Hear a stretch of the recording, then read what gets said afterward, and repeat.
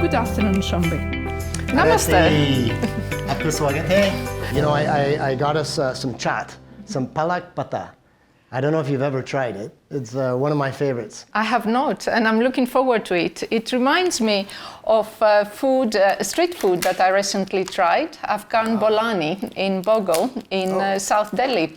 There are many small food outlets that have been set up by Afghan refugees, and they serve both to the Afghan community as well as to the Indian community with the food that has a touch of Afghanistan and a touch of India. Wow. Which is not surprising to a certain extent, because India is the place where cultures meet and where great things can happen. Delhi is such a culinary delight, but to hear that all these different cultures coming together and refugees from all walks of life contributing in many different cases. And indeed, sometimes contributions are in a small ways, but they are in the ways that make a difference. When I moved over to India a few months ago, in December, you would remember the floods that took place in Tamil Nadu. And with a major rescue operation being conducted by the government to relocate individuals who were affected by the flooding.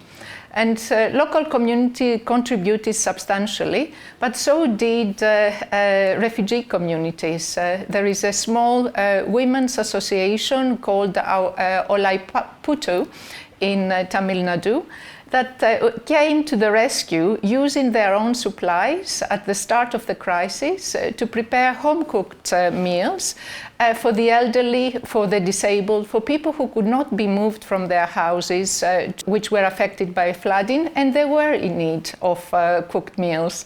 So that's what I call reciprocity in action. Refugees were giving back to the community that had received them all these years ago when they fled civil war in Sri Lanka. That's an inspiring story, exactly, of refugees engaging and supporting and contributing, giving back to host communities. Mm-hmm. Yeah, indeed. And I think it is these inspiring stories that make a difference. When you see the Indian community and refugee community getting together and dealing with challenges together. It is, we have seen that also among the youth. I mean, the refugee youth is like your kids and my kids. Yeah. There is no difference. They have dreams, they have aspirations, they have the capacity and the energy to make a real difference in the world.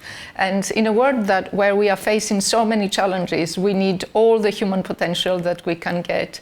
Needed now more than ever, right? If I understand, something like 114 million people in the world have been forced to flee their homes from conflict, from climate, this sort of thing, and it's just going up. World Refugee Day is on the 20th of June, and it is a day to celebrate the resilience of refugees and also to acknowledge the contributions that they make. It is a day to get together with the broader society to look at how we can collectively work to put an end to displacement, because displacement is one of the defining features of the 21st century, and it is incumbent upon all of us to find a way to address, and I'm hopeful that together we can do that. This is really inspiring. Thank you, Shombi, and thank you for the opportunity to meet today. No, absolutely. It was a wonderful chat. So speaking of chat, I think we still have a bit of chat. We still have, indeed.